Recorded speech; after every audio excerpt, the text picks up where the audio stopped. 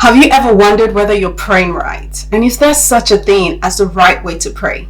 Well, in this video, I'll be sharing with you how to pray effectively according to the Bible, whether you're a new believer or a seasoned Christian. Welcome to Praise by Majesty. I am Christiana Senibo. And on this channel, I want to help you love God more deeply, understand scripture, and live out your faith even when life is hard. If that sounds like you, hit that subscribe button for regular videos to help you do just that. Before we dive deep into the topic how to pray effectively, I want you to come to prayer with this understanding that prayer to our Most High God is a privilege. And I want you to settle that, and I want you to have that as a foundation every time you come into God's presence in prayer. I want you to see prayer as a privilege. Think about it. The God of the universe, the God who put the sky, the God who created the sea and the creatures in it, the God who gives breath to living beings. This God is our God, and He gives us the opportunity. He invites us to talk to Him.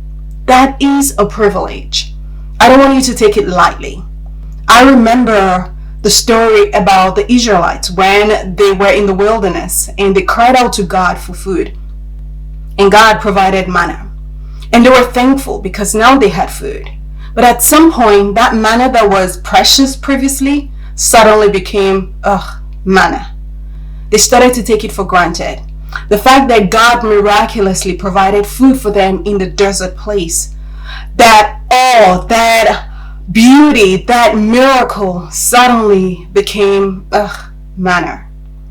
So when we think about prayer, because of course we get to that place where we come to talk to God about everything happening, our challenges, what we hope for, etc., we can very easily take for granted the fact that this interaction with the Most High God is indeed a privilege. And so I don't want you to lose sight of that every time you come to God in prayer, irrespective of what you're praying to God about. Never lose that awe. So now that we've got that foundation in place, let's talk about how to pray effectively. Now here's what I want you to know. Prayer is made up of two parts. The first part is God-focused, and the second part is us-focused. Let's read the Bible from Matthew 6:5-13. When you pray, don't be like the hypocrites who love to pray publicly on street corners and in the synagogues where everyone can see them. I tell you the truth, that is all the reward they will ever get. But when you pray, go away by yourself, shut the door behind you, and pray to your Father in private. Then your Father who sees everything will reward you. Verse 7. When you pray, don't babble on and on as the Gentiles do. They think their prayers are answered merely by repeating their words again and again. Don't be like them, for your Father knows exactly what you need even before you ask Him. Pray like this. Our Father in heaven, may your name be kept holy. May your kingdom come soon. May your will be done on earth as it is in heaven. Give us today the food we need, and forgive us our sins as we have forgiven those who sin against us. And don't let us yield to temptation, but rescue us from the evil one. As I mentioned previously, we start prayer by focusing on God. And that part is crucial. We focus on God first. Not our needs, not our wants. There's a place for that. But when we come into prayer, if we want to pray effectively, we start prayer by focusing on God. Let's break that down further from what we learned from Jesus' teaching on prayer in Matthew 6. First, God wants us to come to Him unpretentious. It means no pretense, no performance. We read in verse 5 where God was saying, don't do your acts to be seen by men. God wants us to come into His presence unpretentious, with the sincerity of our heart, just to communicate with Him. Second, God wants it to be a relationship. He wants us to approach Him as a father. God wants to lovingly take care of us and he wants us to come to him with that understanding that he cares for us and that he loves us. Now, I don't know what the relationship with your earthly father is like, but for God, he wants us to know that he's the one who will take care of us. He's the one who we can depend on. I don't know what your faith background is, but for some people, God is just this object of worship, just someone who they worship, nothing more. For some people, God is likened to a genie. That is to say, he's the one who grants my wishes. And so the relationship they have with God is one of, I ask you, you do. But God shows us from the Bible that he wants us to come to him like a father and talk to him and communicate with him like a father, a loving father. Third is reverence. We see in verse 9 a reference to God being in heaven and a desire for God's name to be kept holy. When you pray, come to God with reverence. Reverence that he's holy. Come to God with worship because you see his majesty. Even in the way that you present yourself in prayer. Are you taking prayer lackadaisically? Are you taking prayer just so casually, nonchalantly? Or are you coming to God with reverence that he is a holy God? He's majestic. And next, it's a continuous focus on God. Verse 10 invites God's kingdom and his will to be done on earth as it is in heaven. Here, God wants us to focus on his will. Because remember, we exist for his glory. And so when you come to God in prayer, before you get into all of the nitty-gritties of what you want to ask for, which is necessary, and there's a place for that, focus on God's will. When you think about it, think about the government, for example, in the country where you live, ask for God's will to be done. Think about your local church. Think about your neighborhood. Think about things that you read in the news, things that you know about the church, the worldwide church, or your local church, things you know about people, friends, and then ask that God's will be done in all of those particular situations. And now we come to the us-focused part of prayer.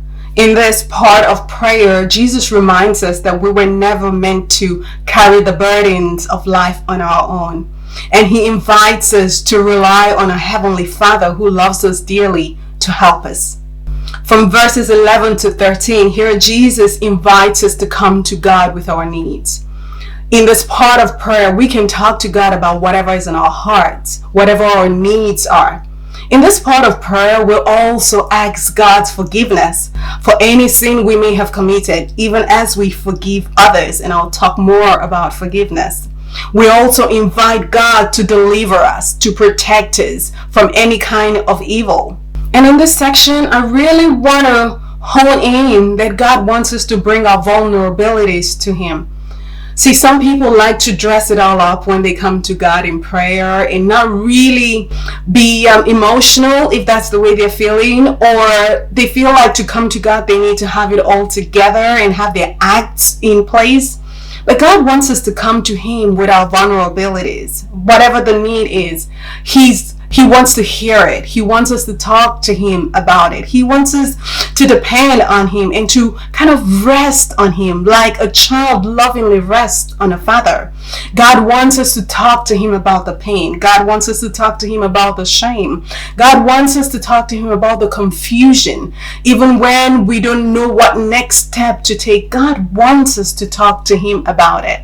When we are going through challenges, God wants us to talk to him about it. If you find yourself in a place where you think, you know what, God, I do not have the strength to go through this, whether you're stressed, whether it's your need to be able to overcome a temptation, whether it's your need for protection, like I mentioned previously in a video about my husband taking a trip and it was going to be a dangerous part of the world and I was praying to God for protection. If you've not watched it, I'd say go check it out. But God wants us to come to him with every aspect of our lives because you know what? He's a loving father.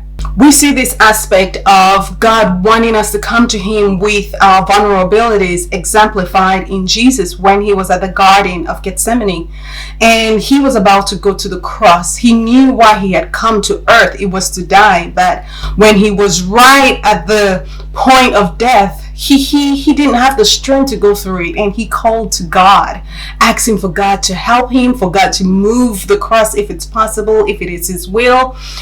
That's what God wants us to do. Jesus was not too vulnerable not to go to the Father. He took that vulnerability to the Father. We also see this exemplified in the Psalms when we hear the psalmist crying out to God for deliverance, or crying out to God saying, why have you forsaken me? Or crying out to God to say, you know what they did to me is not right. God, help. God wants you to come to him in whatever state you are. He wants to hear you. He wants you to have a relationship with him like a loving father and a child. And at this point, I would like to highlight something that Jesus taught his disciples, and he teaches us the same, which is forgive us our sins as we forgive those who have sinned against us. It's a two-way bi-directional flow. We come to God asking for forgiveness, and he wants us to come to him to ask for forgiveness when we have sinned. In the same vein, he expects us to forgive others. So if you're going to come to God in prayer, ask him for forgiveness, but also forgive those who have hurt you. See, we benefit from having a relationship with Jesus Christ, and that's because God chose to forgive us of our sins. In the same way, God wants us to extend that mercy and forgiveness to others who have sinned against us. And so when you come to God in prayer, check that you do not have unforgiveness in your heart. And if it's something you're still working through and you're struggling, that's okay. It's one step at a time. Just bring it to God in prayer too. Say to God, you know what, God, I'm having a hard time forgiving so and so. Would you please help me?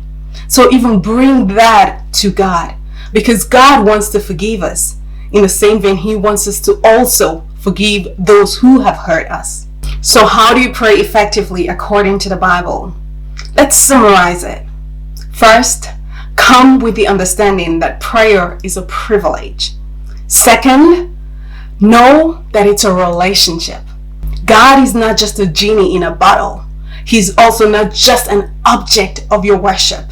He wants to be your loving Father who takes care of you. Third, come with reverence. Don't take it lightly, like it's just one of those things. This is the God who put the heavens and the earth together. Next, start with his will. Be God focused first. Be so consumed with God that you want his kingdom to come, that you want his will to be done. Be so consumed with God that you put him first above your needs and your wants. Once you've prayed for his will, then trust him with your own needs. Talk to him about everything and anything. Next, remember that he can carry your vulnerabilities, that he wants to hear from you, that you can be vulnerable with God. And remember to forgive others